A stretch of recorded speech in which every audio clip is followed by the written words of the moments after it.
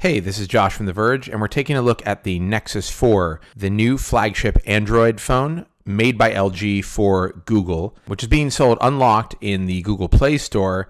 There's an 8GB version for $299 and a 16GB version for $349, and it's also being sold by T-Mobile on contract. A 16GB version goes for $199. The new device replaces the Galaxy Nexus, which was made by Samsung. I have to say, from a hardware standpoint, it seems like a much nicer phone. The device looks very similar to the Galaxy Nexus, but when you get a little bit closer, you can see the differences. The Nexus 4 is not curved the way the Galaxy Nexus is, and it also is made from just nicer materials. It's got a glass front and a glass back, both Gorilla Glass, and it's wrapped in a soft touch, slightly chamfered band, and at a glance it does seem like a nicer phone. It feels good in your hand. It's very sturdy. It doesn't feel like a piece of plastic. The screen is a little bit wider. It's got a 4.7-inch display that is a 1280 by 768 resolution. It's an IPS LCD display, and it looks a lot nicer than the Galaxy Nexus display did. It's crisp and clear. The only negative is that colors seem a little bit washed out on it. Not just compared to a Super AMOLED, but even compared to something like the display of the One X, which uses basically the same technology. It's got two cameras. There's an 8-megapixel shooter on the back and a 1.3-megapixel camera on the front. The camera on the phone is a lot better than the Galaxy Nexus. It takes nicer photos, and it takes better photos in low light, which is really important. It's not the best camera on a phone, that's for sure, but it definitely gets the job done much better than the previous version. Inside, it's got a Snapdragon CPU, the S4 Pro, which is clocked to 1.5 gigahertz. Google reps that I spoke with said that it's the fastest phone on the planet, whatever that means. There's 2 gigs of RAM inside, and it also has NFC and Wi-Fi and Bluetooth. Interestingly, it has wireless charging built into it. There's an accessory that Google is selling called the wireless charging orb, and the Nexus 4 can just be placed on it and will charge. The battery inside is a 2100 milliamp lithium battery. It can't be removed, but I have to say battery life was definitely better on this device than on the Galaxy Nexus. As I said, the back of the phone is glass, and of course glass does tend to break, and I accidentally knocked the review device that I was using off of my kitchen table onto the floor beneath it, and it did crack the back of the phone. There's a small hairline crack from the camera out to the edge of the device. You can't really feel it, but it's there, and I think when I was at Google, Andy Rubin had a phone which had a cracked back as well. So that's definitely going to be something we're hearing about with this device, and is kind of a negative. It's a nice looking phone. The design is not a big departure from the last Nexus device, but it definitely seems like a more expensive product. There's some nice attention to detail here as well. For instance, on the back of the phone, there's an almost holographic stipple pattern that you can't see in most light, but once in a while it gets picked up, and it's kind of cool looking. From a spec standpoint, however, I think the most notable thing about this device is that there is no LTE version. Now, that's not a very big deal if you live outside of America, but if you're in the US, where LTE is quite widespread now, it's kind of shocking. Now, in some areas, HSPA Plus is actually quite fast. There are some T-Mobile spots where you can get very fast download speeds, almost equivalent to LTE.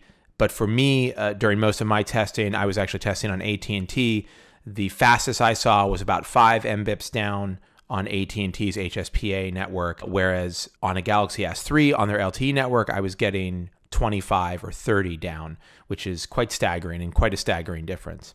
The lack of LTE is a huge disappointment, making this not really competitive with the iPhone 5 or the latest crop of Windows Phone devices. As far as software is concerned, this phone is running the newest version of Android, which is Jelly Bean 4.2. It's a dot upgrade from the last version, but there are a handful of really interesting new features. For starters, they've added quick settings to the notification menu, which means you can access your most used settings pretty quickly. You can also get to this menu by using a 2-finger gesture swipe down on the notifications window, which is pretty handy. Google's also introducing gesture typing, which is basically their version of swipe, but it works in conjunction with regular tap typing on the keyboard, and in my testing was pretty good. I don't think the prediction is quite as good as swipe, but it's about 95% as good, which is basically good enough for me. The camera software has been updated significantly. Google has employed a really ingenious gesture-based interface for the camera.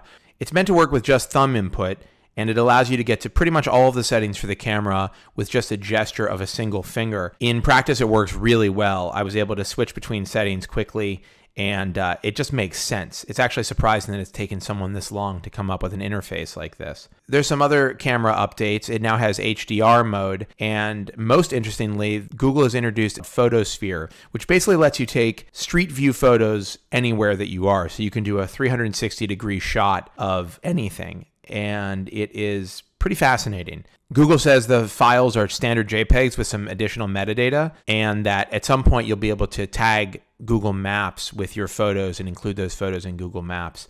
So coming soon to Google Maps, street view of your bedroom. Google's updated Gmail as well. After 4 versions of the software, they finally given it pinch to zoom or shrink to fit functionality for emails. The iPhone's been doing this for obviously years, and Windows Phone does it, and now Gmail has the functionality. They've also added a swipe to delete or swipe to archive function, which is quite handy. The company has updated Google Now significantly in this version of Android. There are new cards that can find beacons in your email for hotel reservations or flight details, and they'll show you those cards when the time is right. There's also a few other new additions, movie information, photo cards, and a handful of enhancements to the service. Google's also improved its search here and given it a little bit of a different look, kind of falling in line with the card style. And search is just excellent. Voice search in particular stands out here. It was unflinchingly good and fast when I was using it. All in all, this is a really nice upgrade from the Galaxy Nexus, but it's got some pretty big negatives working against it, at least for me. The lack of LTE is obviously a problem and will be a problem for a lot of users in the US.